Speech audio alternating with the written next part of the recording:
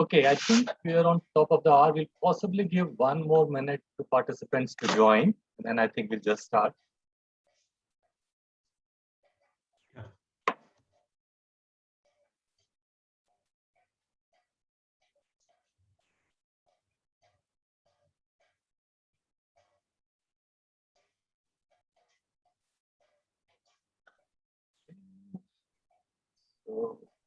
So good afternoon and good morning to everybody who has joined this call and from wherever you are joining. On behalf of APCO Worldwide, I'm really pleased to welcome you to this webinar. You know, as I see now, we have more than 75 participants who have joined to discuss this important subject with us today. Just to briefly introduce myself, I'm Yash Kansal. I'm the Deputy Managing Director for APCO Worldwide. And among other areas, we work a lot on impact and sustainability issues. So from that perspective, we are of course keen to organize and then follow through on the discussions that are held in this roundtable today. We have an esteemed group of speakers with us today who will be taking us through the session. But here is, a short introduction to what you can expect in the session today. I think the issue of sustainability is all pervasive, and most, of course, in things like edible oil and palm oil is not, of course, separate from this whole issue. And we have seen that, there have been concerns in some markets in the region about whether palm oil is sustainable or not. So I think this topic is very, very topical. And the idea is to learn from each other's experiences. And for this purpose, what we have on this webinar today is to have a group of experts right across the region and even extending up to Europe. So we will have the real privilege to hear from experts in Asia, Southeast Asia, Europe on how do they see the sustainable challenges developing and what are the research and tools available to resolve them and make palm oil transcend the challenges of sustainability. Next, please. I think here is the group of speakers that we have with you today. We will introduce each one of them, as we get to have them talk to us. Next.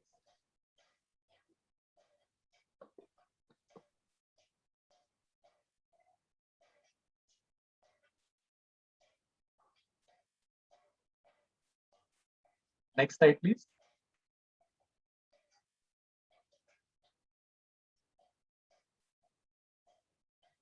Okay, so this will be the event flow for the session today. We are looking at a discussion for about an hour and 45 minutes.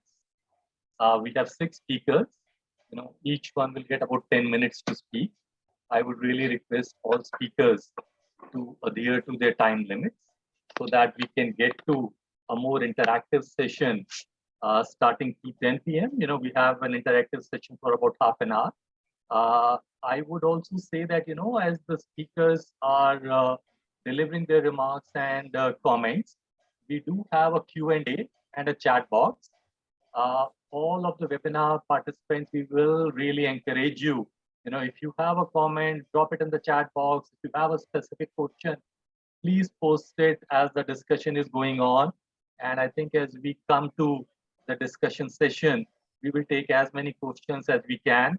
When you post a question, feel free to write if you have a particular speaker in mind whom you are asking a question, and also feel free to write your name if you would like us to also know who is asking the question. So I would really encourage the session to be interactive as we go forward. Next slide, please. Okay, so first up, I think I'm really, really pleased to welcome Dr. Shatabdi Chattopadhyay for this virtual roundtable. I think we couldn't have asked for a better expert to open this session, given the fact that Mr. Chattopadhyay is the Managing Director for Solidaridad Asia and is currently supervising over 440 sustainability experts across 9 countries. I think he has both a presentation and remarks for us. So over to you, Dr. Shatabdi. Thank you, Mr. Kansal, and grateful to APOC for giving us this opportunity, and also to Council of Palm Oil Producing Countries. Uh, I have been asked to provide an overall overview over the sustainability issues in the palm oil sector. And I have a short presentation. If I'm allowed to share the screen, I can quickly, bring in my slides. So yes, it is there. And here it is. I don't know if it is visible to all of us. It is. Right. Thank you very much. So we are talking about sustainability challenges in the palm oil sector in South Asia, and the question starts, why today or why now, right now? It is because a decision was taken earlier this month in the Sri Lanka about banning palm oil production and exports. And that kind of created a very unique debate in the whole region about multiple issues related to palm oil sustainability, because it is quite unprecedented in multiple ways. It is probably the first time in the world where a product like palm oil has been banned for both production and imports. So therefore, it kind of prompts us to discuss further that its ramification is not restricted to Sri Lanka. Its ramification is there. It will be felt across the region, particularly in India, Bangladesh, Pakistan, and other countries which are also importing palm oil, and world's probably the biggest importer of palm oil. Now, quickly moving on, a very brief overview of Solidaridad. It is probably one of the oldest sustainability organization with 52 years of track record, exclusively working on sustainability in around 53 countries. And we work mostly on commodity supply chains and value chains and trying to make those commodities sustainable. So talking about palm oil, it is a very important element for us to understand that palm oil, how its consumption pattern, and we will see that this region, how important it is. Indonesia, India, China, Malaysia, Pakistan, Thailand, palm oil is all about production and consumption in Asia, and more so in South and Southeast Asia, these two regions. And palm oil is going to grow at a 5.5% compounded annual growth rate. So it's a reality which is out there for us in the coming decade. But palm oil industry essentially faces many sustainability challenges, but there are primarily three blocks of challenges in terms of sustainability discourse. One is that increasingly, and this is a more of a recent phenomenon that you see mostly in Europe, but I was shocked to see that kind of a campaign in Bangalore in southern India also once, where the issue is about talking about palm-free products. And presenting palm-free products is still all right because you can have a consumer choice whether a consumer wants to have a palm oil free product or not. But to present the other palm free product as a more sustainable product is problematic. It is not necessarily more sustainable. The other thing is an increasing discourse we see in different mediums about health issues related to palm oil.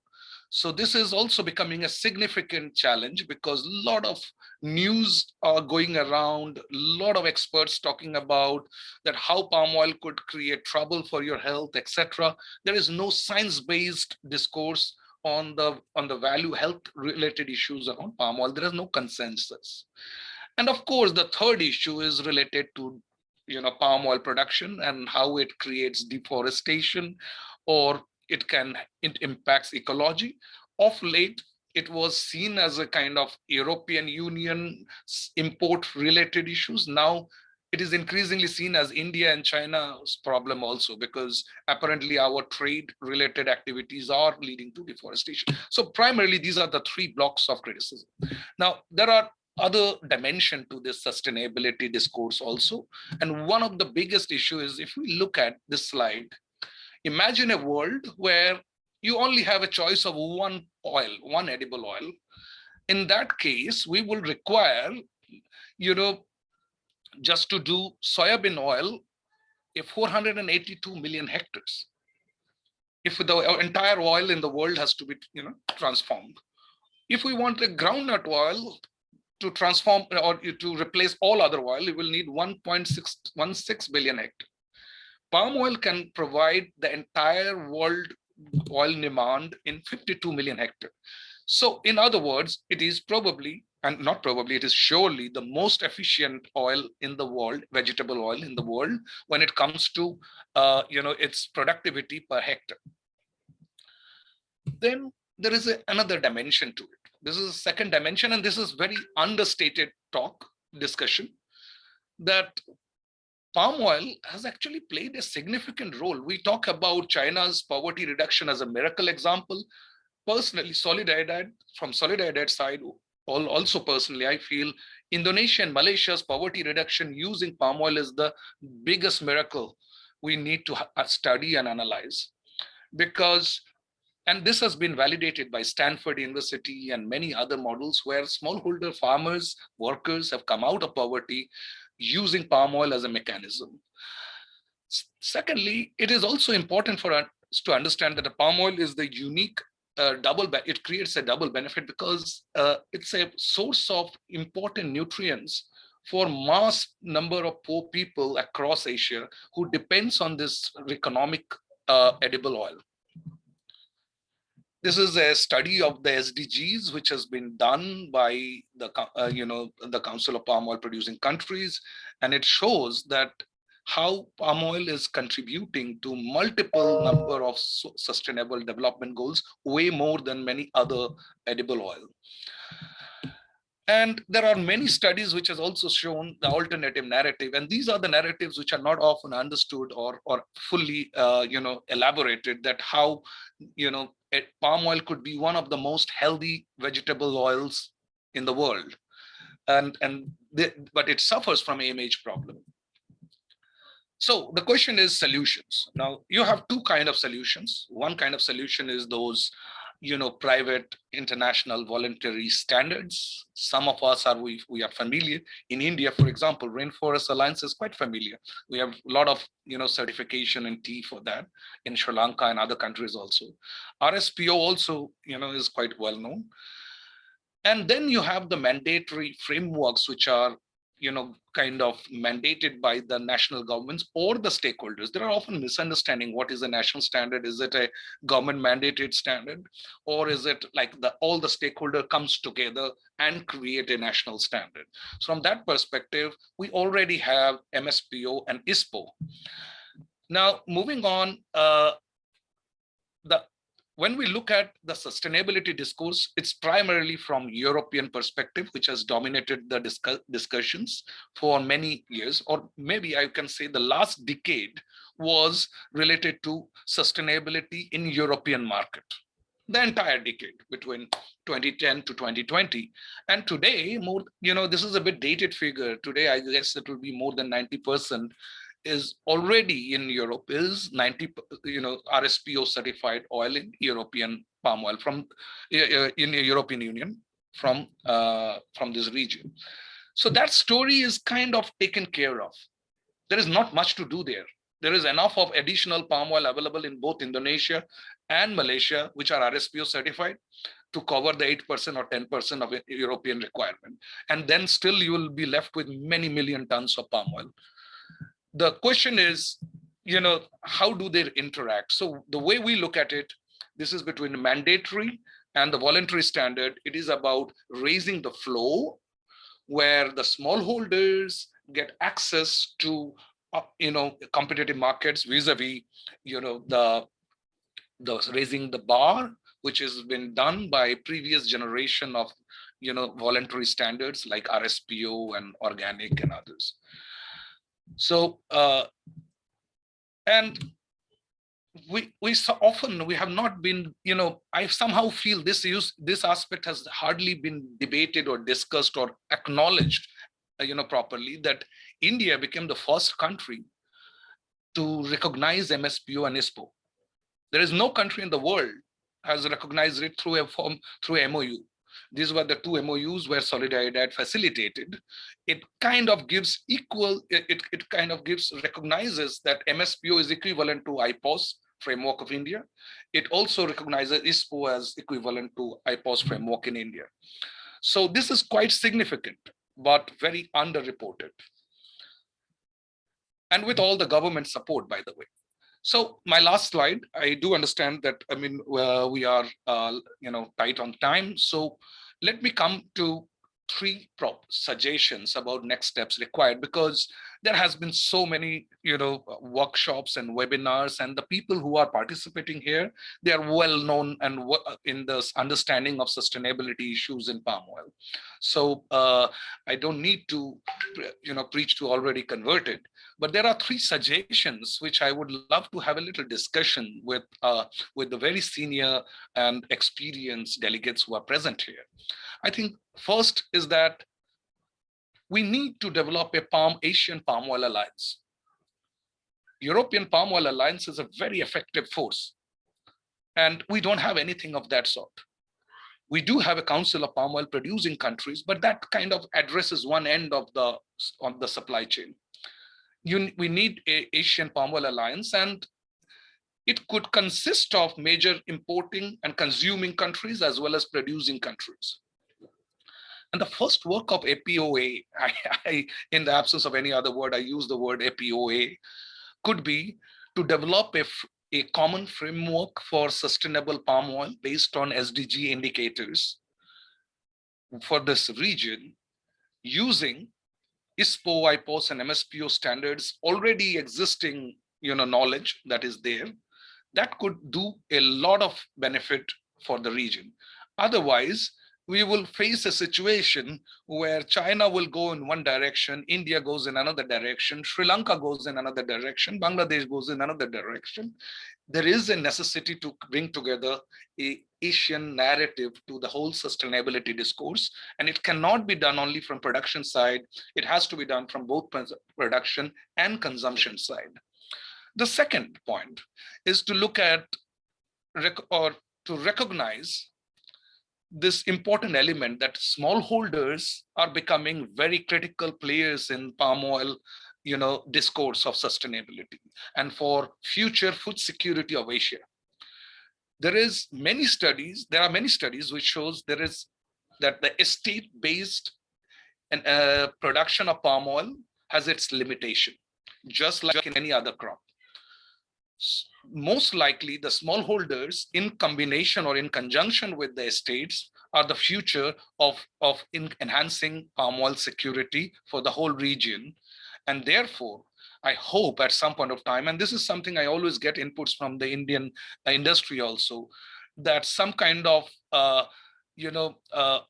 tax concessions, export tax concession could be provided by major producing countries for smallholder palm oil coming from, which are traceable under MSPO and ISPO from the producing countries, and simultaneously the consuming country can also provide certain preferential treatment to such palm oil. And of course, Indonesia and Malaysia, unfortunately, and this is something we always discuss, have spent a lot of money in promoting palm oil in Europe. Compared to that, very limited amount of budget has been allocated to promote palm oil in those markets where it matters, like India and China, or Bangladesh and Pakistan and Sri Lanka. Very little effort has been made. I'm not saying no effort has been made. There are a lot of effort, but it pales in comparison to the effort made to promote palm oil in Europe and US. So I believe this is the future of the consumption market. So we hope that it could, we could promote ISPO and MSPO in South Asia more so, because I can assure you very few organizations even understand the existence of ISPO in the region. Last point, I think there are unscientific and a lot of negative campaigns everywhere about palm oil and its impact on human health. And this narrative, if it is pushed for too long, it will tremendously impact palm oil's future growth. It is already visible in many South Asian countries. I have been told about this factor in Sri Lanka also. Professor can talk more about it, but I have seen that in India and everywhere. So I hope that we could, look at, a balanced science-based discussion for creating a kind of a scientific analysis of palm oil's health benefits by creating a Asia-wide scientific panel to work on these issues. Thank you. These are the three suggestions, and I'm looking forward to further discussion. Thank you.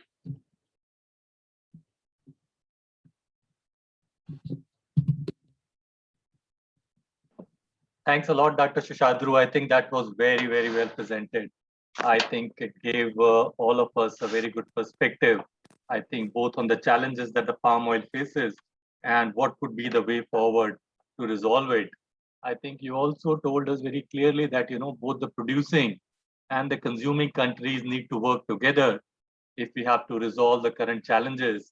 So I think first up, I think we will hear the perspective from the consuming countries. And for that, I think, for the producing countries. And I think from the producer's perspective, I think I'm really happy to welcome Mr. Adi Suhardi, who is the Director of Sustainability at PT Agro, who will share with us, what are the real initiatives that the producing countries have taken in, let's say, Indonesia and Malaysia, which some of the other countries in South Asia, let's say India, Bangladesh, or Pakistan can take, which can help people, benefit from palm oil. We heard from Dr. Chattopadhyay say how it has helped remove poverty, or how, other oils can't just solve the problem edible oil needs, given that there is not enough land if we were to just convert to other oils. So I think we would really look forward to know what Mr. Adi has to tell us on the perspective from a producer's standpoint. So welcome, Mr. Adi, and thank you for joining us. Thank you very much, Mr. Yash. Ladies and gentlemen, it's a pleasure for me to be here to share the view and perspective of the growers. And would you please screen my presentation? Okay. Just doing it. Just a second, sir. While we are waiting, I would like also to share. I just had a discussion with the bankers and from the Europe and also some of the stakeholders. So the current issue on palm oil, and also I believe that is also applicable to what happened now in Sri Lanka, and also some challenges that we are facing in terms of what's called government policy, which is not in favor of palm oil, is because basically it's not sustainability. Because when we are talking about sustainability, palm oil has been one of the most scrutinized, as most developed in terms of sustainability standard and certification scheme. And then when I asked about what it's really the issue that the European bankers as well as the buyers think of palm oil, is that there are two issues. One is that the legacy issue.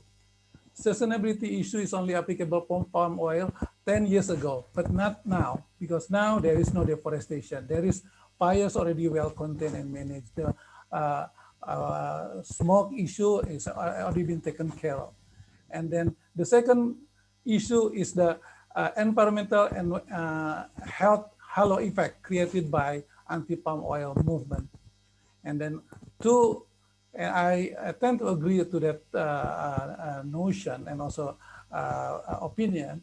And when we look at the presentation that I would like to share with you also, it's truly right that there is no issue on sustainability, especially when we are looking at the all environmental aspect or social aspect, that palm oil can perform better or even the best than other commodity, especially in terms of the edible oils or vegetable oil. Look at the population and look at the demand for vegetable oil and fats. And compared to the productivity, as correctly mentioned by Dr. Satadru, that palm oil is the most productive, is the community which requires less land, and in terms of the price, it's also the lowest one. Next slide, please. Mr. Adi, I think Yes. we are getting a lot of echo from either your line or somebody else's line. Can everybody, who is a speaker and panelist, to please mute your lines? I think some of the audience are also raising, their hand to specifically point out. And if you could also be, sir, a little louder. Okay. So now I think this slide already been well presented by Dr. Satadru. Next on the demand and productivity. Next slide, please. Okay, next slide. Yeah.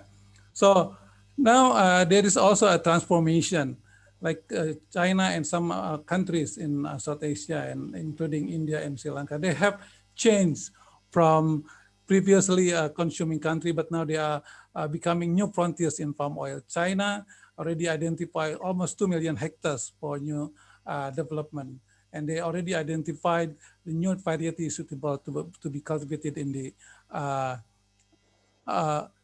so is it clear? Can you hear my voice? Yeah, we can hear there is just a little echo or some vibration from the back. Maybe your earphone or something. Oh, awesome. Wait, so I think okay. Well, I just in India also in 2019 it consumed 26 million edible oil, but now they are start to plant the palm oil, and now they have identified almost 1.9 million hectares in 19 states, and they already produce palm oil from 135,000 hectares in 8 states, and they plan to develop a new plantation of 329,000 in June next year. In Sri Lanka, on the other hand, it's a consuming countries. They produce 44,000 tons of coconut oil and 18,000 tons of palm oil. And the country imported 98,000 from mainly Malaysia and Indonesia, but they already planted 11,000 and plan to cultivate another 10,000. So Sri Lanka is also now be considered to be a producing, semi-producing country. Next, please. Next slide, yeah. So when we discussed about Sri Lanka palm oil ban, I had a very, I accept a write-up from my friend from Palm Oil Monitor that basically the justification and reasoning for this audit of the ban of palm oil is questionable, because the claim of the ban is a response to environmental impacts, and which has been taken up by the NGO has found no ground. And we are actually in the opinion that this policy has been misguided and is a victim, or it's caused by the environmental halo effect and stigma resulted from the myths that were built for decades against palm oil. And the main reason that we identify, and then we check on the statistic as well, that it is because of the dire economic state. Basically, the import ban is designed to safeguard the country currency reserve, and also to improve the balance of payment. And also the policy ban of palm oil is also aimed to protect local coconut growing industry. And this is the evidence with after the issuance of the ban, the share value of Sri Lankan coconut companies increased by 20%. So those are the things that we need to be taken into account. So for growing countries and companies, it's not the value, because the in terms of the volume, it's very low, but then the multipliers effect that need to be looked at. Next. On the basis for the ban is environmental aspect has been basically denied and busted. I mean, when we are talking about biodiversity, coconut actually, according to some researcher, is actually putting more endanger more species rather than palm oil. And in terms of the water use, when according to the research, palm oil plantation is actually almost equal to tropical forest in terms of evapotranspiration and protecting the solum or the soil layers. And in terms of the use of rainfall by palm oil is not too what's called too extreme, in a sense that it is less than other forestry species like pines and acacia mangium, even though it's still higher than some of the forestry species. But still, palm oil considered to be, one of the best trees, perennial trees, then in terms of the rainfall use. Next slide, please. So in terms of the sustainability, when we are talking about the issue of palm oil sustainability, it has no ground, because when we look at the commitment on NDPE, no deforestation commitment, 65% of the company, palm oil company, has signed up to the no deforestation commitment. Compared to soy, to cattle, and pulp and paper, they are less. And then even like rapeseed and sunflower, no company has signed up the NDPE. And the NGO even recognized that palm oil industry has achieved more in the last 4 to 5 years, both in the NDPE and the implementation. And in terms of the market transformation, the RSPO and also ISPO already been well presented by Dr. Satadru, that the company is well committed, and it has been demonstrated in the way the palm oil industry operates in Indonesia and Malaysia. There is no what's called significant deforestation. The fire, in case of fire and haze, now the only less than 5% contributed by palm oil. And then even it's from palm oil, it's basically not from the company or from the smallholder, but basically because of the, now it's the slash and burn practices which located next or within the concession. Next slide, please. Next slide. Yeah. So when we are talking about the sustainability certification, we can see that the whole supply and value chain of palm oil has been well scrutinized and well standardized, and also covered by the certification. And from the plantation, we have introduced a good agricultural practice.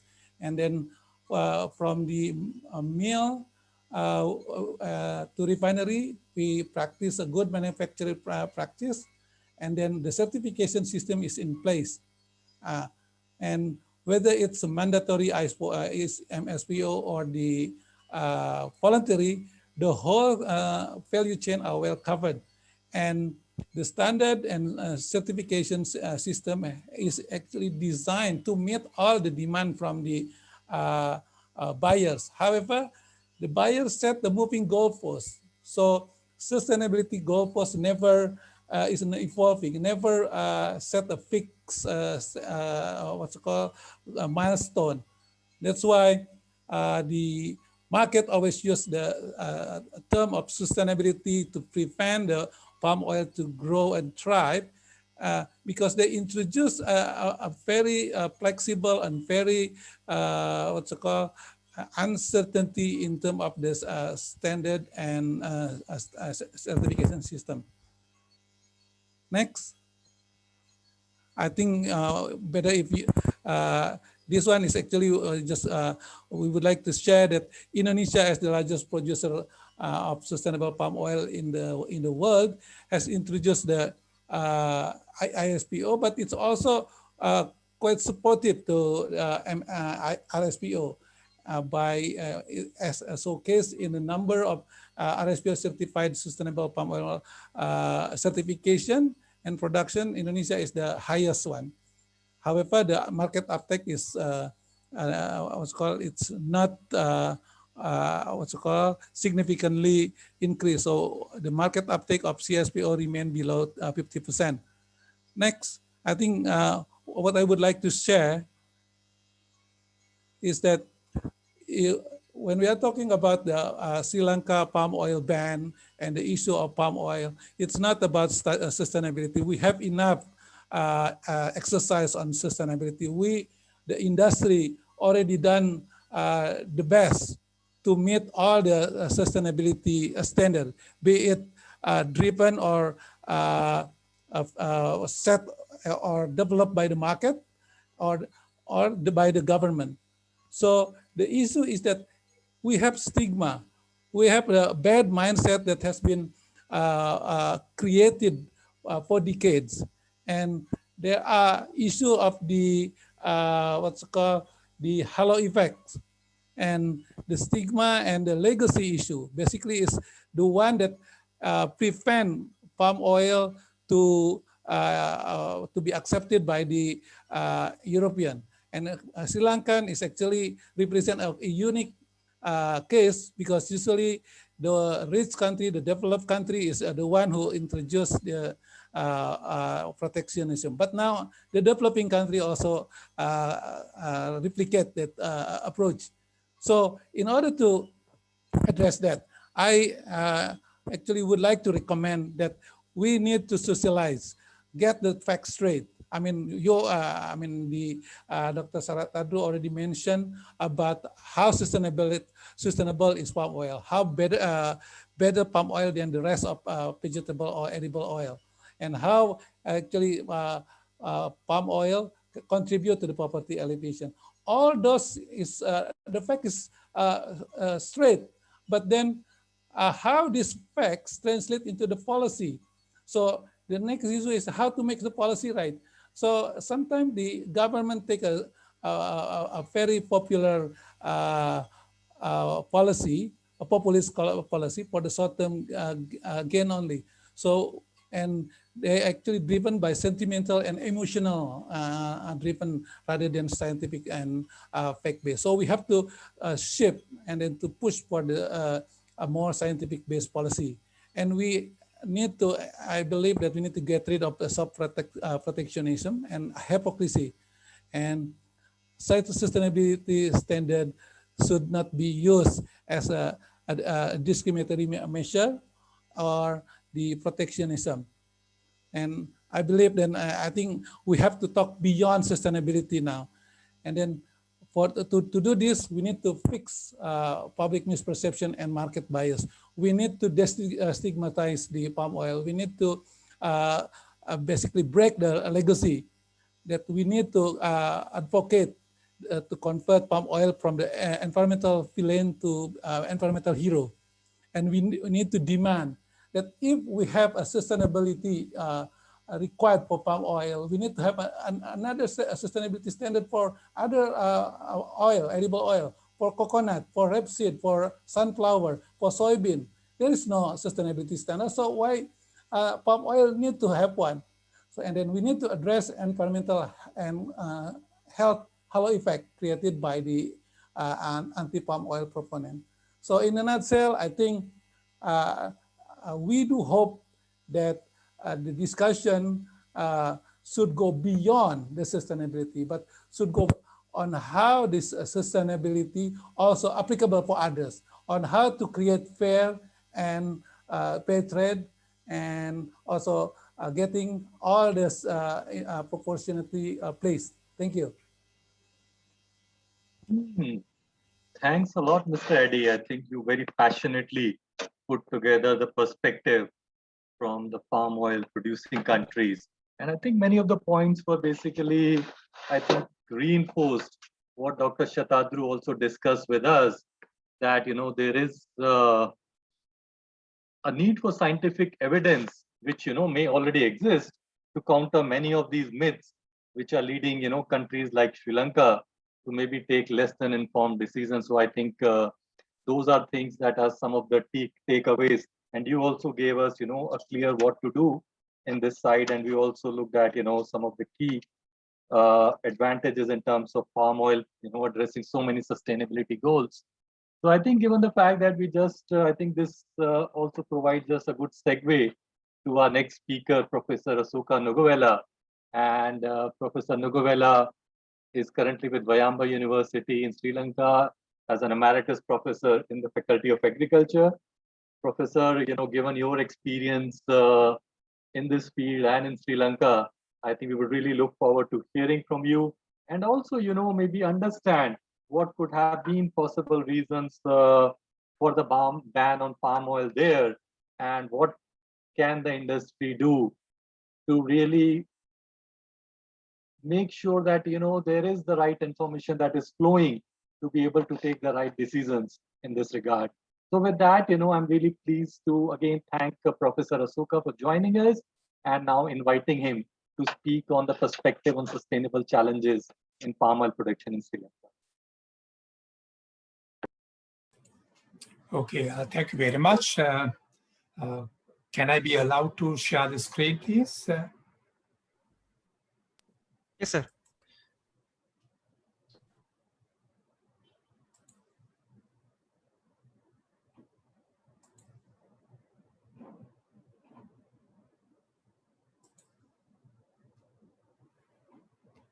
I hope you all could see my presentation. Yes. Yeah, okay.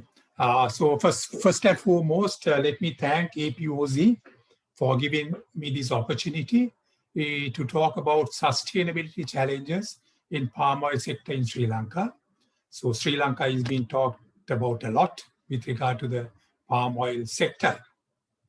So during this brief presentation, I have been allocated 10 minutes. I'll try to briefly explain the progress of the industry since its inception in late 1960s to the present. And in my presentation, I'll be mainly touching on the sustainability aspects that the palm oil industry had to face during this period of time. So before talking about sustainability, let me briefly discuss about the supply and the demand situation with regard to vegetable oils in Sri Lanka. Currently, the demand is about 300,000 metric tons per annum. And the local supply from coconut, we get about 15, and palm oil, we are getting about 25. The figure with regard to coconut fluctuates depending on the progress of the other industries, other coconut-based industries. And we have seen that in certain years, it could go up to 30, 40 as well. Anyway, even with that amount, you will all agree with me, there's a huge deficit currently, which is about 260,000 metric tons per annum. So what do we do? So as a country, what do? Is we import that deficit. So I am sharing the figures, imported figures for the year 2018. And you will find that we have imported 251,000 metric tons almost at a cost of 30 billion rupees. And out of this 251,000 metric tons of vegetable oil, you all will agree with me that the bulk is palm oil based. Basically about 220 comes as palm oil, different types of palm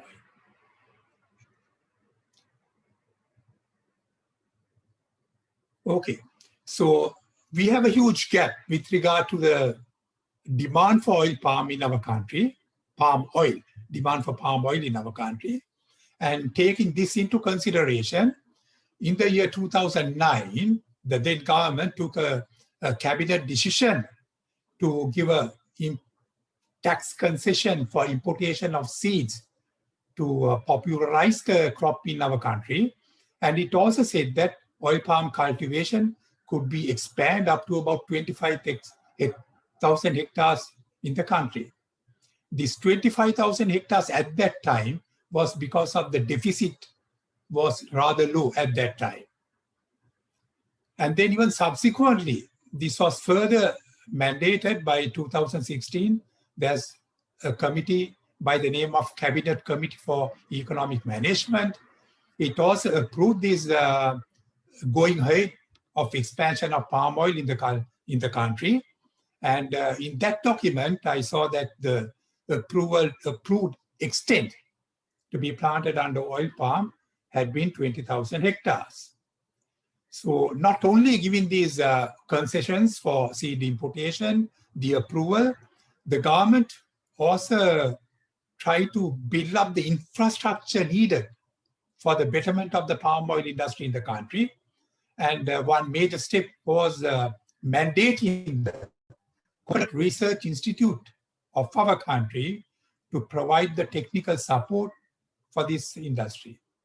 So based on that, the Coconut Research Institute, they have developed guidelines for sustainable cultivation of palm oil in our country. There are guidelines in the guidelines prepared by the Coconut Cultivation Institute, Coconut Research Institute. They have given instructions or how to identify lands to select to be cultivated with oil palm. And very strict regulations are given to see that no other crop is adversely affected, and we don't go and plant in areas where it will have negative impact to the environment. Like there are restrictions with regard to the slope of the land, the rainfall and all that. So basically the guidelines given by the Coconut Research Institute ensures that the grower will meet the sustainable standards when the cultivations are started or commenced. Even for land preparation, seed importation, strict guidelines, because we have a popular coconut industry in our country, and being a palm, we need to protect our coconut palms. So to make sure that the seeds imported does not bring any infections to our existing coconut plantations, strict instructions have been given in these guidelines on importation of seeds for oil palm. So basically, the Coconut Research Institute has given a strict guideline to move forward the oil palm industry, oil palm cultivation in our country in a sustainable manner. Right. So the growers were very happy with that, and they moved forward with their cultivation program. But then, as the two previous speakers touched on, there were a lot of social pressure on the growers to asking them to prevent or stop cultivating of the palm oil. And the pressure was so huge to be taken up by the growers. And if I am to list down some of the concerns of these pressure groups with regard to palm oil, I have segregated them under environmental, social, and economic. So first I will touch on the environmental, the things which I could categorize under environmental issues. And the protesters, or those who are not really in favor of planting palm oil, they say that once you plant palm oil, there won't be absolutely no undergrowth in the palm oil plantations. The soil will be bare, leading to erosion, and basically there will be no biodiversity. So this was one allegation. And surprisingly, there was another allegation to say that once you plant oil palm, basically the soil will change into sand. It will become sand, and subsequently it will become uncultivatable. And then some said that during land preparation, there is a lot of disturbances created to soil, but this aspect has been looked after by the guidelines, giving recommendations on the terrain that you could go for planting of palm oil. And they also say that when comparing with other crops, mainly with rubber and coconut, the chemical fertilizer usage is huge. And as a result, that could contaminate the water resources, and it will be bad for health, human health as well, while affecting the environment, it will impact the human health as well. And another concern was that mainly in Sri Lanka, some of the unproductive rubber plantations were converted into oil palm.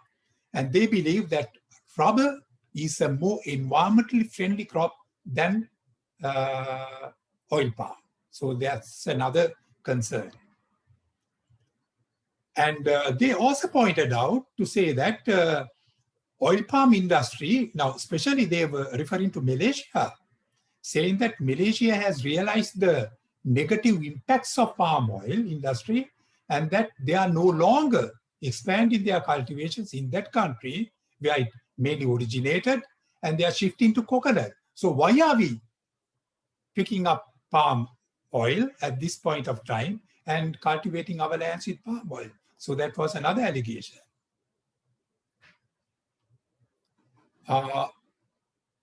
Certain things which I have categorized under social issues, but these could be environmental as well. I mean, very funny. Some say that once you plant palm oil, it will increase the monkey population in that area, and that will disturb the livelihood of the people living in that area. And the pollinating weevils that are present in the oil palm plantations, they are very harmful. It could be harmful for human beings that can carry diseases. So there are allegations of that nature as well. And one other serious allegation was, when you plant oil palm, it will lead to reducing the bee population in our country. And once the bee population is reduced, and that will have a negative impacts on pollination, and the crop production of other crops will be badly impacted. Increase in snake bites in oil palm plantations, more snakes, more snake bites, and there are social impacts. Shortage of water, and this was one major, huge concern. When you plant oil palm, it will absorb, take out all the water in the vicinity from the soil, and all the water spouts, the springs, the wells will go dry, and there won't be any water for household use as well as for agriculture. Shortage of fuel wood. I am sure they have been comparing with rubber. With rubber, you get some fuel wood for the villages, but not in palm oil.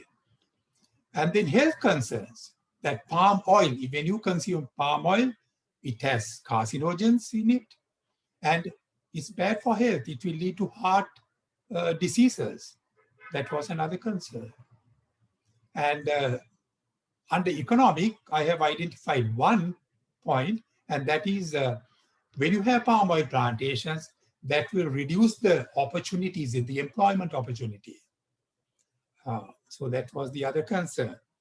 So with this pressure coming from the society, environmentalists, and surprisingly through some scientists as well, the Central Environmental Authority in our country, which is mandated to look after the environmental aspects, they appointed a committee to look into these allegations. And then there were 7 members in that committee, and through a split decision, they objected to continue planting in our country, oil palm in our country, and basically they recommended to suspend cultivation of oil palm in our country in year 2018. And then it culminated with our president, the current president, issuing a gazette notification in year 2021, April, banning oil palm cultivation in Sri Lanka. And it says that oil palm cultivation causes soil erosion, drying of springs, thus affecting the biodiversity and life of the community. So basically, banning of oil palm cultivation in our country boil down to these factors. Let me show you all a few slides of our cultivations in Sri Lanka. Now soil degradation or soil erosion had been identified, even in the gazette notification to ban palm oil. But what we believe is not the fault of the crop, but how we manage the crop. Now, both these pictures are from the same crop, which is rubber. In the top slide, you can see a lot of soil erosion, whereas the lower one is nicely covered with the cover crop. So this is to do with the management, not with the crop. And here you could see, even in the steep terrain area, it's a young oil palm plantation where our growers, how our growers take care of their soil by having terracing, hedgerows, and ground cover.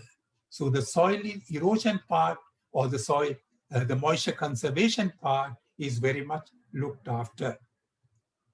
Here, building up leader drains to flow the excess water, lot of investment in soil and moisture conservation.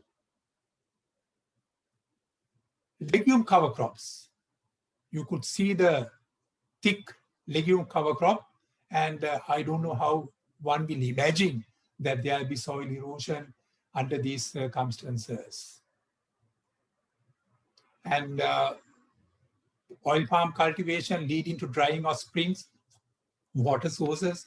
Now this plantation is about 20-25 years old, and you could see even in dry times, you get nice water flow within the plantation. It's a huge plantation, one of our pioneer plantations in our country. You could see even large water resources in our big oil palm plantations, saying that it affects the availability of water is unscientific. And then talking about the undergrowth, you could see enough and more weeds growing under the oil palm plantations. And the factory wastes are being incorporated into the soil in the program of soil improvement. So there is basically no soil degradation, but there is soil improvement. And you could see also the biodiversity as well. Same situation, you could see the biodiversity or the undergrowth and the soil improvements by using various types of soil amendments. And here it's basically the empty fresh fruit bunches. Okay, thank you very much, gentlemen, for the attention. Thank you very much, Professor Asoka. I think it did help put a lot of perspective into what went into the decision by the president to ban it. But it also shows that some of the things that went in for the ban may not be absolutely correct factually. And I think that is something that the industry needs to work on. So moving on, I think we have Dr. Ruslan Abdullah, who has joined us today. And Mr. Abdullah is from the Malaysian Palm Oil Council. He's an expert on sustainability. And I think he provides us another opportunity from a palm oil producing country perspective on presenting his views on this subject. Yeah, I think this is an interesting one, how are the goalposts changing and how we can address that. So welcome, Dr. Ruslan. Looking forward to hearing from you. Thank you, Mr. Chairperson.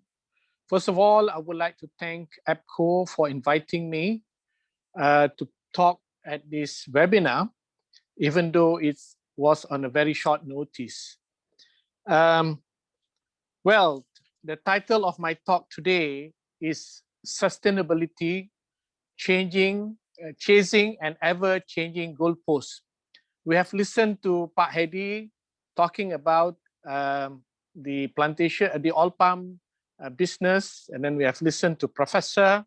So what I would like to talk to you today is basically about sustainability, which has become the buzzword of oil palm and palm oil business in the world. We all know that Malaysia is the second largest producer of palm oil in the world. And we are not very far from Indonesia being one of the biggest supplier of certified sustainable palm oil. However, the acceptance of this certified sustainable palm oil is quite a challenge.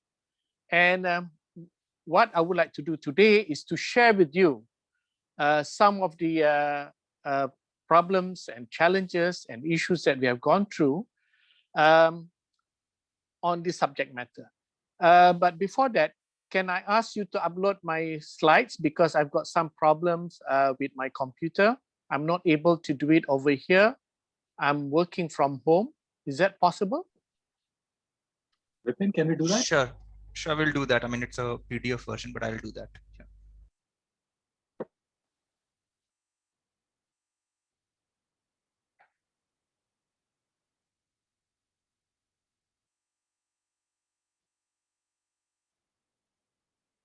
Okay, as I said just now, the title of my talk is on sustainability, chasing an ever-changing goalpost. Can I have the next slide, please? Okay, let's go to basic. Sustainability should focus on meeting the needs of the present without compromising the ability of the future generation to meet their needs. But that is basics. But the reality today is that sustainability only caters for the most powerful, the strongest, the noisiest, and the most influential, and very seldom the ideals. And this is the exact case for sustainable palm oil. Next, please. Most of my talk today, I would like to take your attention to Malaysia so that we have got the whole picture of our effort in trying to work towards sustainability. We started our oil palm industry about 100 years ago. Currently, we have about 6.1 million hectares of oil palm planted areas. However, over the last 4 decades, we have seen an increasingly low growth rate over the years. And with the 6.1 million hectares, unlike Indonesia, we are quite limited in terms of area. So Malaysian government have decided to cap the total oil palm planted areas to 6.5 million hectares. What does that mean? It means that we are moving towards zero growth, or in other words, zero deforestation due to oil palm plantation expansion. Next, please. Okay. There are RSPO, ISCC, and MSPO being practiced in Malaysia.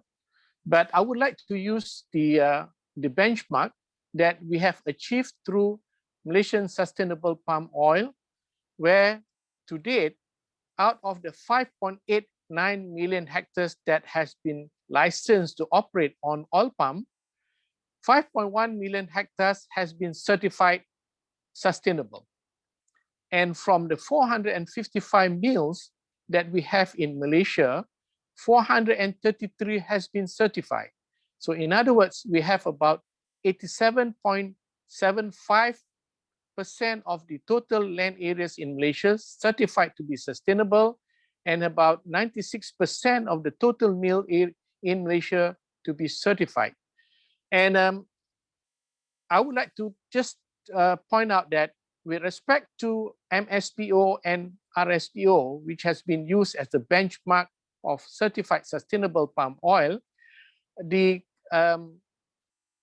principle and criteria are almost overlapping, even though it's not 100%, but it is very close and very similar to each other.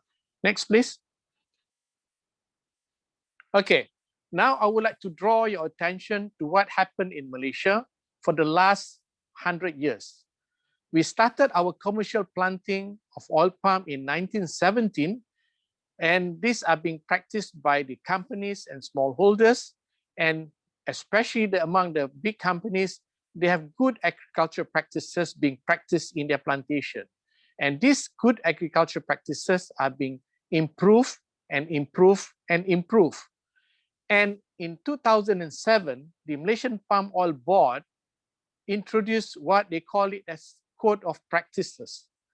And it covers several code of practices with the intention to produce quality, food safety, and sustainable products. Then only in 2013, we have the Malaysian Sustainable Palm Oil being established. Next, please. At the international scene, the Sustainable Palm Oil Certification Scheme only emerged in 2004 by the RSPO and 2008 by the ISCC. And similarly, we have got RSPO and the United Nations Sustainable Goal. And following the formation of the CPOPC, or Council of Palm Oil Producing Countries, there were attempts to harmonize the systems, the certification system in Malaysia and Indonesia. Unfortunately, this was not very successful. But nevertheless, in 2021, they are planning to have what they call as Global Framework on Sustainability. So hopefully this will succeed now. Next, please. Okay, this is very interesting.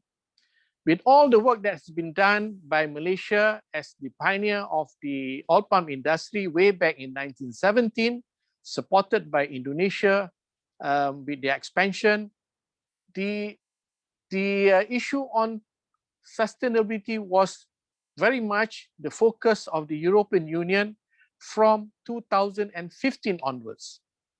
And if you look at this, they have a sequence of events.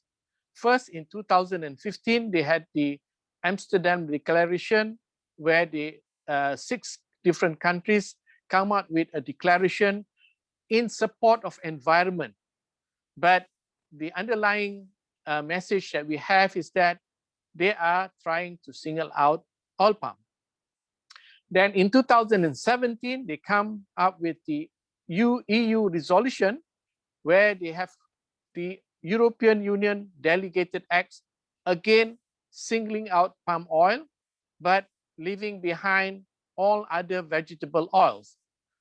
And in 2018, they amended the EU RED2, again identifying oil palm as a non-sustainable feedstock for biodiesel, and at the same time, leaving behind all other oil crops.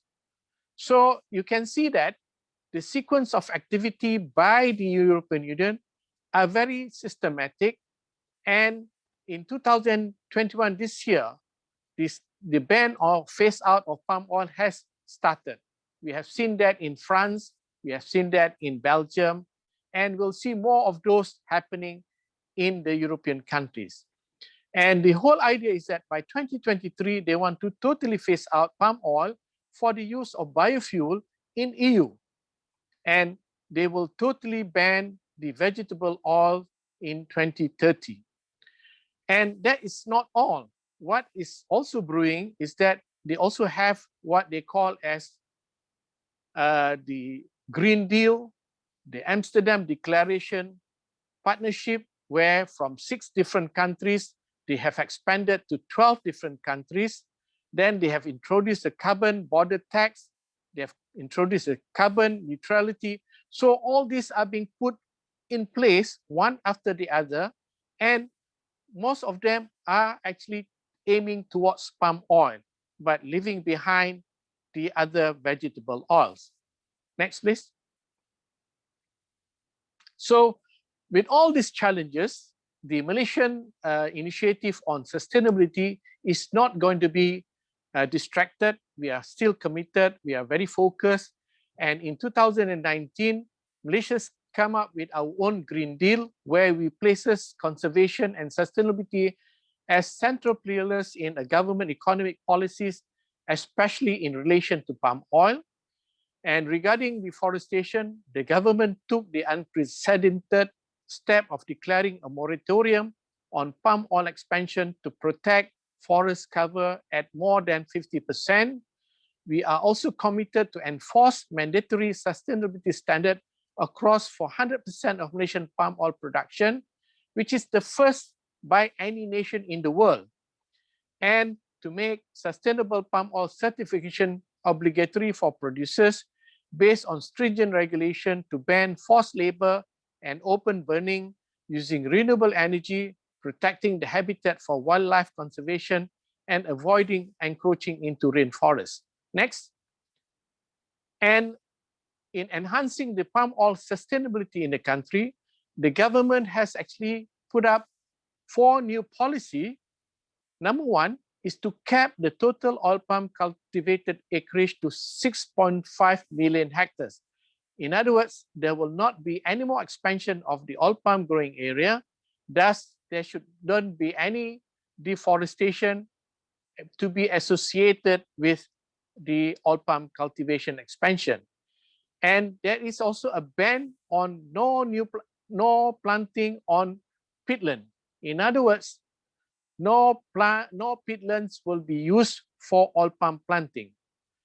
And they also ban the conversion of forest reserve for oil palm cultivation.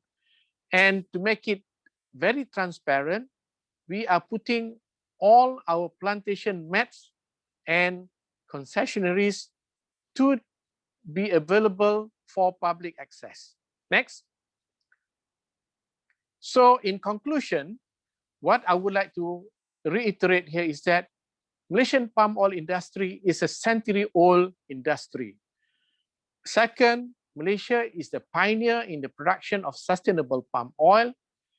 Third, Malaysia's sustainability journey evolved through the true spirit of responsible growers, producers, and processors. 4, the concept of sustainability is clouded by the emergence of forces from the environment perspective, and more importantly, economy, with some degree of protectionism from vested countries. Number 5, as a result of all this effort by this protectionism, we have a moving sustainability goalpost. And last, regardless of all the pressures and challenges that we have seen, we have implemented many policies, and we will not see the final of it. We will continue to implement new policies to meet and comply with international standards of sustainability. We will continue to respond positively towards sustainable palm oil. Thank you for your attention. Thanks a lot, Dr. Ruslan, and presenting the Malaysian perspectives and also how the goalposts have been changing on sustainability. But it's really good to know that you are committed to 100% sustainability back in Malaysia. So I think with that, we will move on to our next speaker. We are a little behind time, so I will ask my next speakers to be, a bit quick.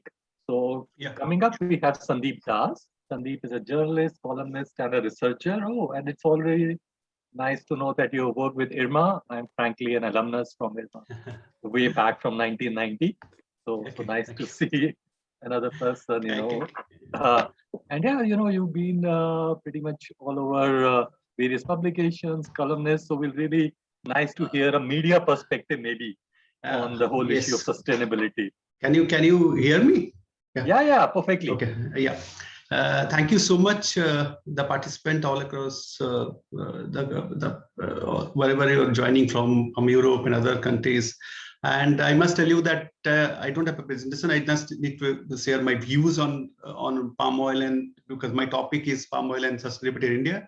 In fact, I was exposed to one of the visit to palm oil by RSPO in Malaysia about few years back about sustainability. And let me give you a little brief perspective of my perspective about this palm oil sector in India. See, there are two kinds of sustainability we are talking about here. If you look at the Indian context, one is the economic sustainability, another is the environmental sustainability. See, India is, in terms of consumer perspective, if you look at that, many people perhaps don't realize that there are two kinds of oil available in the markets. One is the refined oil, which is we call it refined oil, which is a mixture mostly of palm oil and soybean and all. Another is the mustard oil. These are the groundnut oil. These are the and the coconut oil in parts of the country. But out of about 26 million tons of annual consumption, our palm oil is about almost like 13 to 14 million ton imports, mostly from Malaysia, Indonesia. and about $9 billion we spent about in importing palm oil. So why this happened? Because one of the factors is that the palm oil, the price of palm oil is far economical than the other oil in the country, available in the country. Far economical. You cannot match mustard oil price. Today, I can give you the example. The so-called refined mustard oil is selling about 140 rupees a liter, while the pouched palm oil may be around 75 rupees a liter. So that kind of price difference we're talking about. But however, having said so, the individual at individual level, as a consumer level, I must say that we have a variety of taste, a variety of preferences for the edible oil. And palm oil plantation has been in India for many long years, about 2 decades in all. But for various factors, it hasn't taken up in a bigger way. And that is where economic sustainability comes into being, because for other crops like mustards and cocoa groundnut and almost the small farmers, they depend on these oil seeds for their economic livelihood. But in case of palm oil, what happens? You need a huge amount of substantial investment. Initial investment is very high before you start getting palm tree and before you start getting oil from trees. You know, the period about 5 to 7 years. You all are experts here. They know that. There are various factors also. There is government estimates says about 2 million hectares can be put under palm oil sector. But fact remains that how do you sustain it? So when you want to sustain it, is it sustainable to grow palm oil in India and depend on the imports all the time, or not to grow palm oil in India and entirely depend on the imports? Because we need to reduce our imports, because $9 billion is a huge amount of money. I think after our crude oil, this is one of the biggest import of India as a country as a whole. So my perspective is basically still we are in a, as far as palm oil goes, sustainability goes, and one of the previous speakers spoke that palm oil does suffer from an image issue. There is an image problem, and you must admit that many of the consumers, I can tell you, if you do a survey, that in India across, they don't realize that they are consuming palm oil. It's a refined oil. We have this system we call refined oil. Although mustard oil is also refined oil, groundnut is also refined oil, but the refined oil concept, so that is why the palm oil is, if I remember correctly, the palm oil is to be given in our public distribution system about 2 decades back actually. So that is been known as a very cheap oil and all, to say that. But palm oil is still a major chunk. 60%, I think 55 to 60% of our imports are all palm oil from mostly Indonesia, Malaysia. And the sustainability part, I must tell you that still a lot of issues to be resolved, because India is still not a big producer of palm oil, and there are the issues the palm oil industry, RSPO, and other bodies must address to it in terms of how we can make this palm oil as a more sustainable for future. I'm not at all. Although we have 60% palm oil, I still don't foresee that all other oil the production of other oil will go down and palm oil will grow up. But because of the price, the gap between both the oil is so huge, the palm oil and other oil, that I think that gradually that will have an adverse impact on our. If you start importing so much of oil, we have gradually have an adverse impact on those farmers who grow oil seeds like mustard and groundnut and all.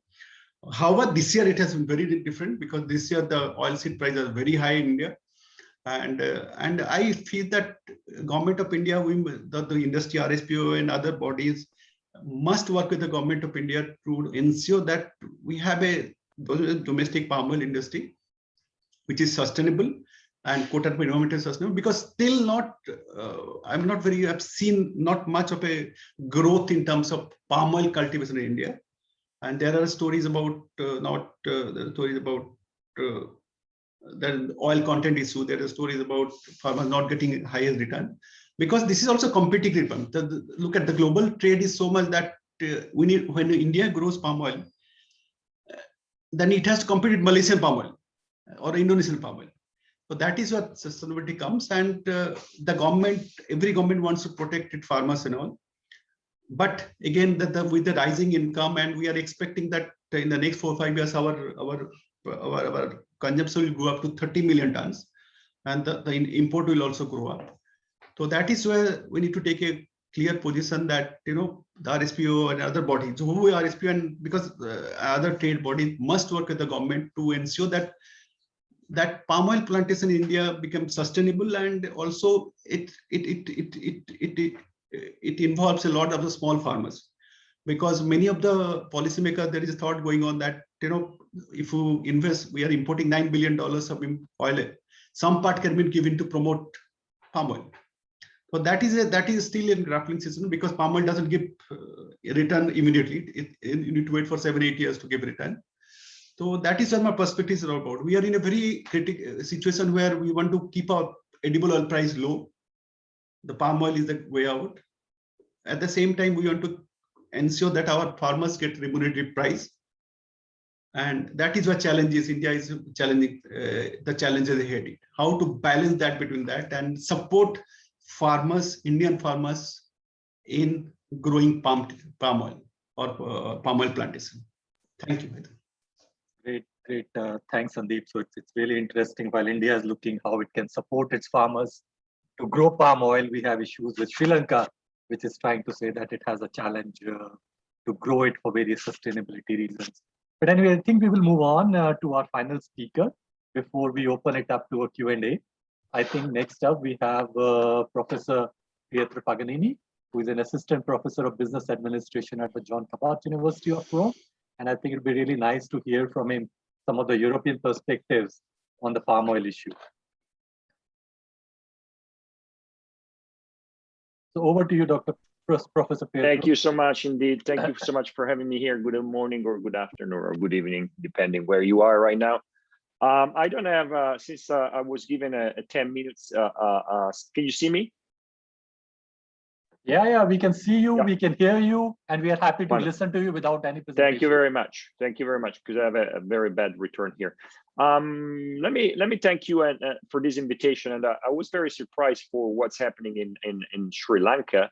But to be honest, it's not new. And if we do a very, very simple and superficial analysis, we can understand right away that this has nothing to do with the will to sustainability or to improve sustainability or the will to improve diet of people living in Sri Lanka. This is mostly an economic attempt to balance the balance payment, and of course to protect certain industries in Sri Lanka rather than others. I was asked to talk about what is happening at the European level, because of course this is not very much different from what is happening in a smaller scale in Sri Lanka, but Sri Lanka could be considered as an effect of what is happening in Europe. And if you remember, a few years ago, I have warned some of you that what is happening in Europe will probably spread all around the world for two simple reasons. One, because it's about protectionism, and countries in particularly this global stage tend to be very protectionist and to defend their own economies. And secondly, because, and you should be very proud, particularly the one of you that are working in the palm oil industry, because when you are on the top of the list, or when you are the best in class, you have a lot of enemies. And these enemies are because your product is good quality, is very good in food, is very good in biodiesel as well, and it's very cheap. And therefore, when you are, we use metaphor in footballs. We say football is the metaphor of life. And obviously, when you are the best team in football, you have a lot of enemies in other teams or in other fronts. And this is what is happening right away with palm oil. Certainly, we cannot deny that there are, and there will be problems with the palm oil industry that are concerned in some smaller scale to health and in some other scales to sustainability. But obviously, this concerns all the other oil industry, fat industry, and food industry. What is happening in Europe, as I said, is very much protectionist, and has to do with farming, and has to do with the oils that are produced in and farmed and cultivated in Europe. And I'm talking about rapeseed particularly, and I'm talking about sunflower. And as you know, the largest item in the European budget is farming. and European farmers are getting a lot of subsidies, and governments want their farmers to get a lot of subsidies from the European Union. And of course, if palm oil enters heavily Europe, there will be lower level of subsidies for European farmers. And of course, governments cannot accept it, and farmers themselves cannot accept it. And this is how the anti-palm oil campaign or the anti-palm oil sentiment has grown in Europe. Palm oil is too competitive, too much competitive, and of course it has a lot of enemies. And this is legitimate. This is part of, let's say, the democratic conflict among commodities. The problem is the politicians, the legislators, the regulators, the policymakers should look into the interest of course, producers and farmers and industries, but they also have to look at the interest of consumers. And I'm not sure that a ban over palm oil is going to benefit European consumers. But this is not just limited to the oil, let's say, geopolitical battle. This is has expanded, particularly in the past 5, 6, 7 years, also to the food industry. So not just to the biodiesel and the commodity area, but also to the food and to the edible palm oil, for a simple reason, because some of the companies that are using palm oil in their food products are very much competitive, and therefore one of the ways to compete against them, particularly when it comes to sweets, when it comes to hazelnut creams, the way to compete against them is to differentiate products. And if you look at the example, for instance, of hazelnut cream, the way to be very much competitive with high quality products that are using palm oil is to attack them over few ingredients: sugar, so the level of sugar, so healthiness, the level of saturated fats, and the level or the quality of some ingredients, for instance, the origin of hazelnuts. One of the trends that has developed in within Europe for the past years, but as you know, it's expanding globally, is the idea that saturated fats are bad, and they are bad in a daily diet. As we know, this is not the case, and more studies are demonstrating that saturated fats are actually not bad for our health.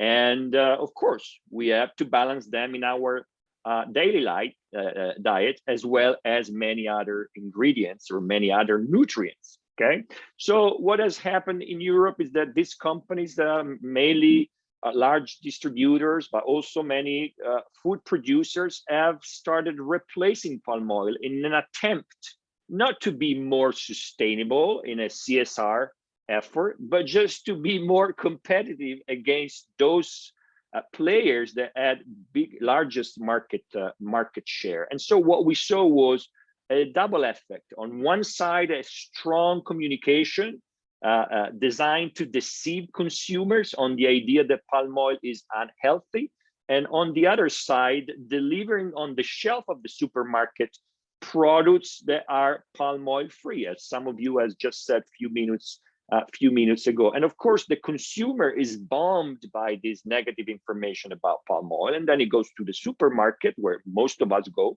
and he finds a palm oil free products, and is obviously driven to buy this palm oil free product. Unfortunately, this is not just something that concerns, let's say, competition. It's something that also concerns some institutions, and I was very surprised. Let me just share. I didn't want to share a slide. If you allow me to share some slides, please, I will just share a bunch of slides. Some of you maybe very quickly, since we are already. Yes, I know. I will be very quickly. Let me share the slides if I find them. Here they are.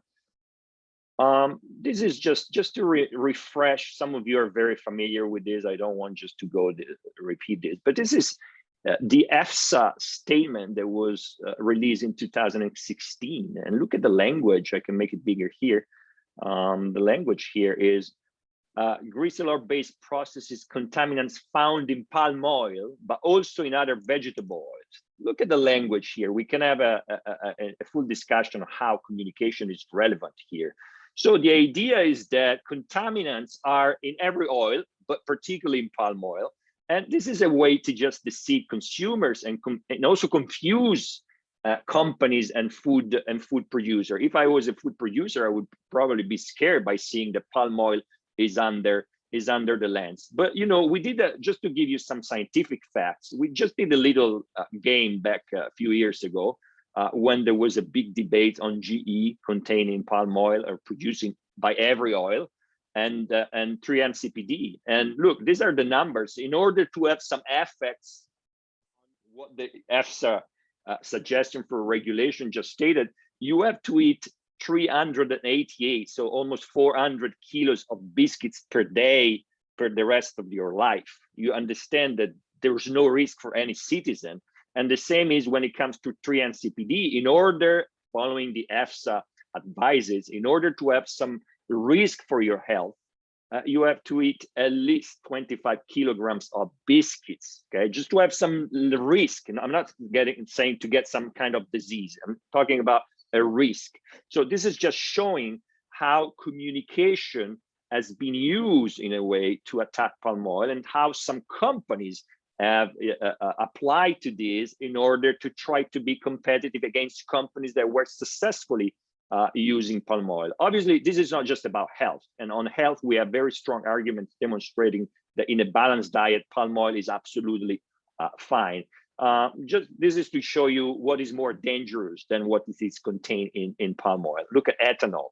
If you drink 3 glasses of wine, you have much more and much higher risks than eating palm oil. So I don't understand why in Europe we don't have heavy campaigns against ethanol, therefore against wine, than against, for instance, palm oil. And of course, if you're interested, I can share all these numbers. But I just want to show you, this is a company report in 2017 release, but it shows that this company was buying 100% palm oil, certified sustainable palm oil, I think RSPO, in 2016, and they were only buying 28% of sustainable sunflower. Well, this company since then has banned the use of palm oil, so stop buying palm oil, and they keep buying sunflower. And they tell us, and they tell consumer that their product is sustainable now because they are not using palm oil. And I can show you many more data and facts, but of course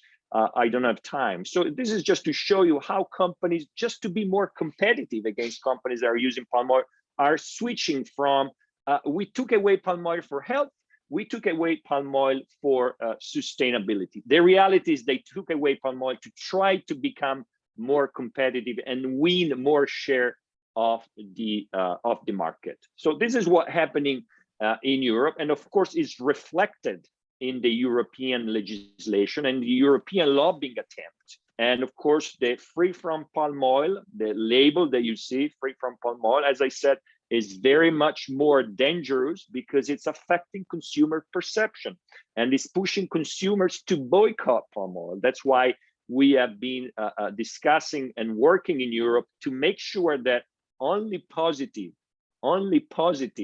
labels and claims should be on food packages. But let me come then to the second point I wanted to raise. That is the most important. I don't want to talk about sustainability. You did it extensively. It's full of studies out there. I don't want to talk about health. You did it extensively. It's full of studies out there. I just want to talk about what we call sustainable nutrition and what sustainable nutrition is. Right now in the world, there are 7.6 billion people, 7.6 billion people. Less than 500 million are in Europe. So the majority of people are around the world. And all these people want to eat food in Sri Lanka, in India, in Indonesia, in Malaysia, in China, anywhere in the world. In Europe, we consume, together with the US and Canada, we consume most of the food, but people, the remaining people, so we're talking about 7 billion people, want to consume this food around the world. And they have the right to do so. They have the right to prosper, as we did in the US or we're doing in Europe. So just make this calculation according to the FAO, according to the World Health Organization. Each of us in Europe, in China, in India, in Sri Lanka requires 2,500 kilocalories per day. Now, how do we get this 2,500 kilocalories per day? You know better than I do because you are all scientists and you deal with food every day. So we're talking about nutrients, proteins, sugar, fat, saturated fats, including palm oil. The question is, where do we get this food, since we need land to produce this food? We need a lot of land. So the land on the planet, considering that we are turning to 10 billion people, we're not getting less, we're getting more. So 10 billion people by 2050 that require 2,500 calories per day. So it means we need more and more land. How do we get food from more and more land? It's by productivity, increasing the productivity of certain commodities. And by accident, one of the most productive commodity, one of the commodities that has the least impact on the environment, as we saw, it's palm oil. So we cannot live right now, we cannot live without palm oil. What is the consequence of this? Is that we have to cope with palm oil or palm plantations, and we have to make this palm plantation more sustainable. Boycotting palm oil is just unnecessary and stupid. Stupid because if we stop producing palm oil, you guys showed it earlier, we need more land to produce other crops or other ingredients or other nutrients, and we don't have enough land. It's very simple. So either we reduce the population, or we increase the productivity, and we invest on the quality of food, so food security, and then the sustainability on those nutrients, including palm oil, that have proven to be the most productive. Furthermore, palm oil is also, because of the many attacks that palm oil has received, is the most sustainable, not just because of its nature, but also because of the investments that have been done by the industry, by governments, to make it more sustainable. There are many more certification in palm oil than in any other commodity. So the question now that we and you should go and ask in the US, ask in Europe, ask in China, ask in India, is to develop a legislation that includes this certification, make them even stricter if you need, and creates multilateral approach to create global supply chains that are sustainable. Palm oil supply chain, as you have shown earlier, is the most enhanced right now. So it's very good that NGOs are suggesting the palm oil industry to improve even more. But the same suggestion should go to other crops, soy, sunflower, rapeseed, and so on. Look, a few months ago, Switzerland went to a referendum on the bilateral agreement with Indonesia. The reality, the referendum was on palm oil. And the referendum was transparently, that's a good thing by Switzerland, transparently promoted by Swiss unions and farmers. And they said two things. We don't want palm oil because it's not sustainable, but they didn't prove any good data about that. And second, they said, we don't want palm oil because it's much cheaper than rapeseed produced in Switzerland. So they were very frank. They said it. It's too much competitive for us. The reality is that the reality is that Swiss people have voted in favor of the bilateral agreement. So what we should work for is not to ban or not palm oil, is not to refuse palm oil or not. Simply, we need palm oil. So the great effort by every one of us, including NGOs, including governments, is to work for a sustainable supply chain, but not just for palm oil, for all crops, for all commodities, for anything that enters Europe. Thank you. Great. Thanks a lot, Professor Pietro. I think coming from Europe and hearing that, palm oil is absolutely essential, it's great music to the palm oil industry. I would also add that, you also made an important point that, while sustainability might be the front end argument, there would be other issues like globalization, protectionism, which are also impacting this industry. So on the face of it, it might be sustainability, but I think behind it, there are other issues too. And that is, I think, something that Dr. Ruslan also mentioned when he talked about sustainable and, shifting goalposts. So I think with that, I will open it up for Q&A. I think we have about 140 people who joined. Rather, I think at one point we had nearly 150 people who were on this webinar, and we have a few questions which have come up. what I'll do is, in the interest of time, very quickly, direct some of the questions to the panelists. I think first up, we have questions for you, Dr. Shatadru. And I think, interestingly, given the nature of this virtual roundtable, they have come, similar questions. One has come from Prabha Nair from India, another has come from Dr. Samia Babar of Pakistan, and another one from Diana Shalil from Indonesia. And I think all of them are linking the question to Europe, if palm oil is so important, what can we really do to alleviate the concern of the Europeans about palm oil? Well, I mean, to a great extent, Professor Petro addressed this issue. I think, first of all, I don't think the issue is about Europe. First of all, I believe palm oil issue is about Asia primarily, and very soon it will be about Africa as countries like Nigeria grows in population, expected to even go beyond Indian population. That's where the issue of sustainability will be.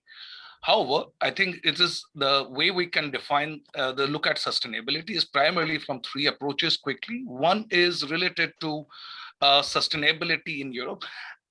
And often it is said that it is because of sunflower oil or rapeseed oil, there are issues in Europe. We tend to look at slightly differently because the top 5 producers of sunflower and rapeseed are not in European Union. Let's differentiate between Europe and European Union. And these are Russia, Ukraine, those Canada, those who are producing rapeseed and sunflower oil.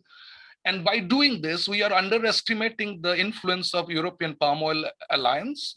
And we are also underestimating the influence of organizations like Greenpeace and Friends of the Earth to create a narrative in Europe. Anyway, they are using the RSPO certification mechanism I has already showed there. So that's critical and it will continue. As far as India and Asia is concerned, I think the future of palm oil supply would depend on the smallholders, and therefore we would need to address those issues, and definitely in line with the SDG goals.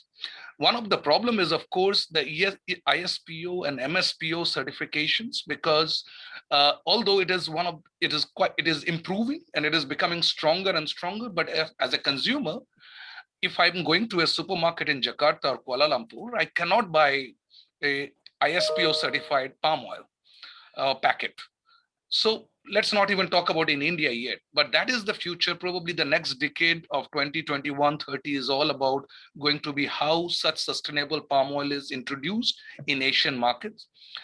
But of course, last point is that we should be, aware that an aligned approach of Asia is going to be very important, because palm oil is not just palm oil or a food security issue. It is becoming a foreign policy issue also. As Professor Petro was mentioning about the Switzerland vote, Norwegian vote, we have seen the issue of WTO cases. We have seen and now we are seeing many other issues of almost sort of a trade related dispute related to palm oil between European Union and palm oil producing countries. So it is going to become and we have seen it in India also earlier with Malaysia, particularly at some point of time, even though it was not very pronounced. So I think it is going to be a foreign policy issue. And therefore, sustainability could play a very important role of acting as an enabler to bring together stakeholders under a common platform in Asia, so that these markets are not lost to multiple other products.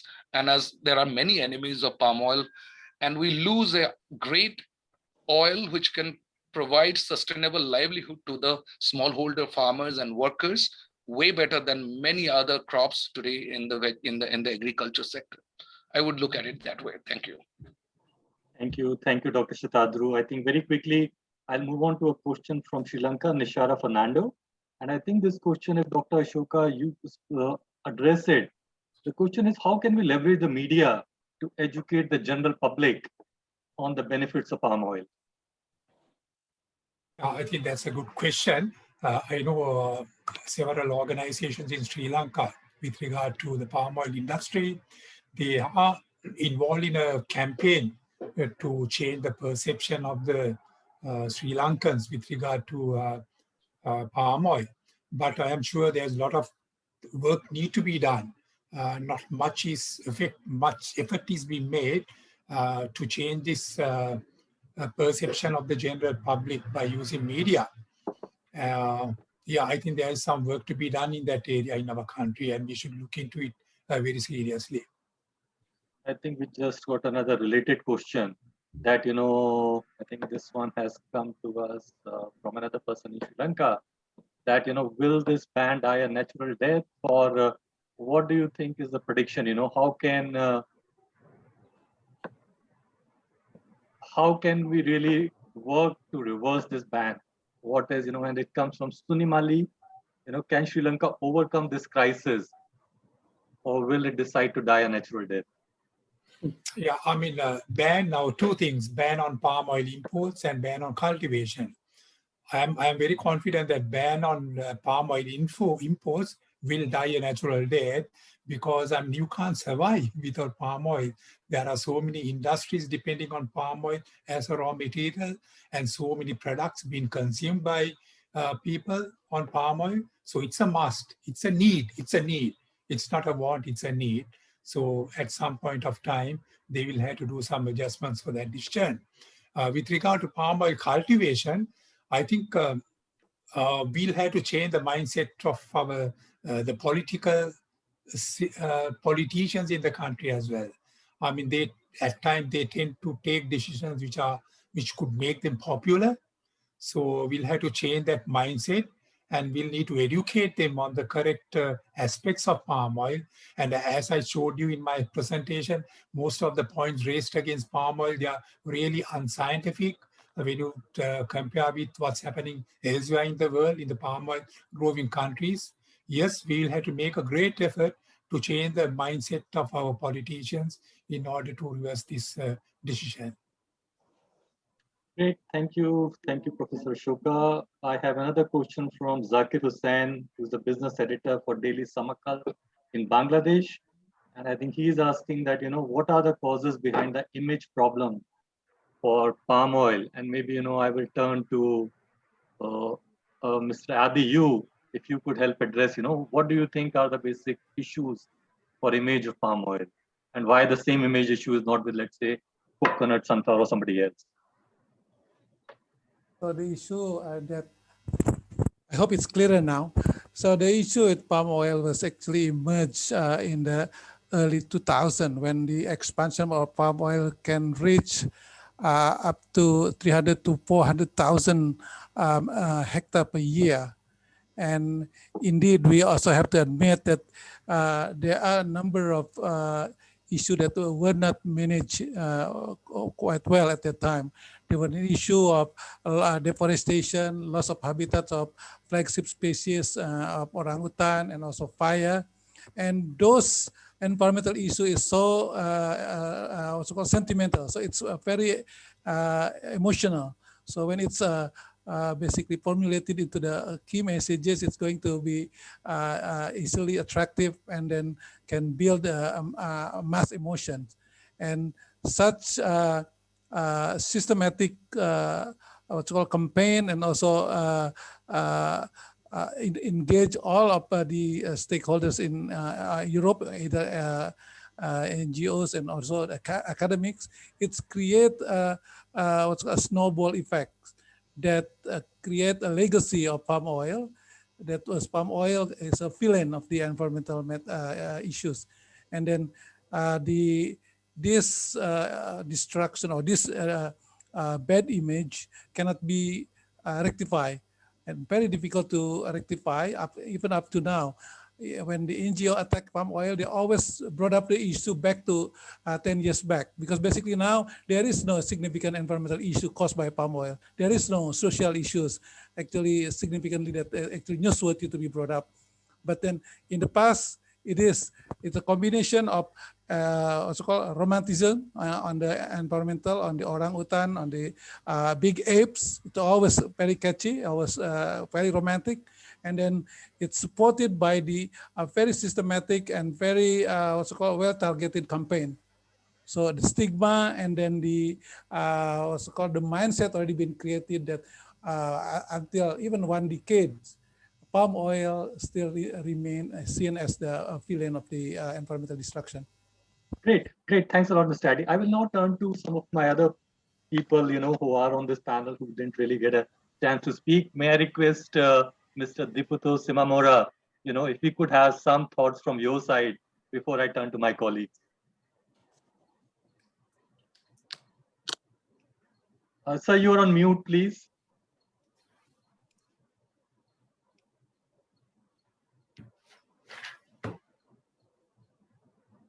Thank you, moderator, for the opportunity.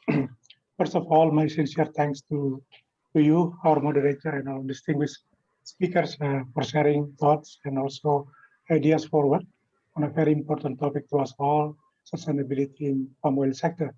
I think, during the webinar, we have listened that economic and social pillars are of equal importance to environment, and that is why supporting the role and ownership of palm oil industry to the millions of farmers is important to achieve SDGs by 2030. In my opinion, any country that gives one of the best tools for the farmers to improve their livelihood, that is sustainable palm oil, will help those countries in meeting the SDGs in time. Our speakers cited some studies that prove sustainable palm oil contributes much more to the internationally agreed development goals embodied in SDGs compared to other oils such as soya, rapeseed, canola, and sunflower. And we know that sustainable palm oil has been under continuous challenges, and we face the challenges not to hide our shortcomings, but to improve our agricultural practices to make palm oil becomes the leader of the vegetable oil sector or standard of sustainability. And of course, for that to happen, we need scientific evidence to counter any concerns. It is therefore, in my opinion, incomprehensible that the most productive and efficient vegetable oil, that is palm oil, should be banned or discriminated against, like what we have seen from the EU. And all palm oil producing countries like Indonesia, Malaysia, and Sri Lanka should be proud of themselves because not all countries can grow oil palm. We need all producing countries to collaborate, to develop the industry, and to make it sustainable. And of course, the idea of establishing or having Asia Palm Oil Alliance to reclaim the narratives is also quite interesting, in my opinion. So I think Indonesia, as an example, Indonesia has seen the lowest rate of deforestation in the last 20 years, and this is the new normal. And I think it's also in line with what Paedi said, that there is no major environmental issues with palm oil. I've seen that all speakers agreed that palm oil is the wrong target, but for sure the campaigners, those NGOs, will continue to attack palm oil, agree that we have to destigmatize palm oil as suggested by Paedi. Therefore now our interest is to protect the global land bank, and the growing population has to be fed. And the best option is surely certified palm oil, and developing global framework of SVO, as suggested by Pak Ruslan, is critical in this regard. So finally, friends, I think banning import and cultivation of palm oil is not fair and is not right. But let us make palm oil cultivated and produced sustainably in the whole supply chains. Education is key. Thank you very much. Thank you very much, Mr. Dupito. I think you pretty much took away my concluding statements. So thanks for that. I just hear that Professor Pietro raised his hand for a short comment. Professor Pietro. Yeah, very, very quickly to what correctly Dr. Shatadru said earlier about the fact that most of the oils are not produced in Europe in terms of quantity, but once they enter Europe, for instance, for biodiesel, they are used to receive incentives. And we see that now who is implementing in Europe, France, Italy, Lithuania, Belgium, are boycotting the incentives to the use of palm oil. In the case of Italy, for instance, it's just boycotting palm oil at all, or banning palm oil from biodiesel. So no matter where these commodities are coming from, they might receive incentives as well. So this is one point. But just to remark, when you talk about education, education means spreading knowledge, and spreading knowledge also in very emotional ways. You know, negative news get emotional. It's easy to say palm oil is bad rather than saying palm oil is good.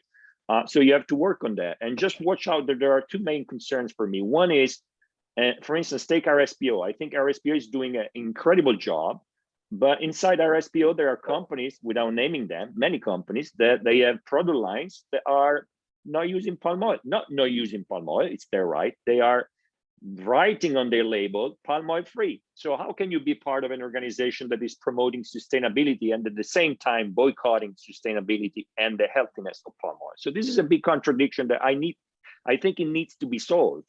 If you want to promote sustainability, the first one to be committed are the ones that are part of the organization. Otherwise, it's a big joke. The second thing is Europe is going much beyond what you think. Europe, in particular France and Germany, are pushing for the Nutri-Score. The Nutri-Score is a way to communicate to consumer that the product is healthy or not by using green light, red light, and orange light, like the traffic light in the UK. And of course, if you want to be green, according to certain criteria, you have to reduce saturated fats. That will push many companies, food companies, to avoid palm oil because of the level of saturated fats. And that can be a further risk. So watch out that it's not just about using palm oil free, but it's also about using tricks like the Nutri-Score that might be very dangerous, not just for palm oil, but for many industries. We are experiencing a big battle at the World Health Organization where new companies are starting up promoting food innovation. And I think it's very good, as well as the NGO work. I think the NGO work is incredibly good. But we need to balance, you know, like Pope Francis said, we need to balance. We need to balance human rights and the rights of people to prosper and the environment. And sustainability is part of that balance. And we have to work for that balance. Great. Thanks, Professor Pietro. I think we are already over 10 minutes of our allotted time. What I will possibly just request is, you know, I have my colleagues Vipin and Suchitra who have been helping us with the webinar. I think we will have an email address that we will share with you towards the end of this presentation, so that you know, if anybody has a question, they can, or you know, for presentations, etc. I think they can just email it to Vipin, and he can send you those presentations. I would also, you know, mention that, you know, as APCO, we are present globally, and I noticed that, you know, on this webinar, we have people present from all over the globe. We are happy to provide any further answers to some of the questions that could not get answered due to limited time. I may also request now, if everybody could now be on video, so that, you know, we could take a quick picture for the social media. Vipin, if you could stop the slide share. I think if it were other times with a real roundtable, we could have all stood at the podium and took a nice one. But let's do what the best we can. Okay, Vipin, can you just get a picture taken?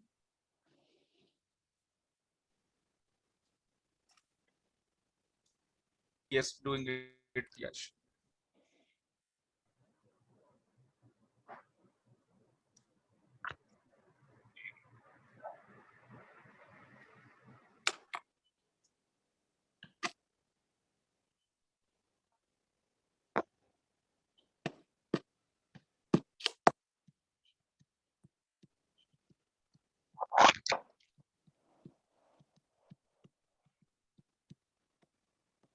Vipin, are we done?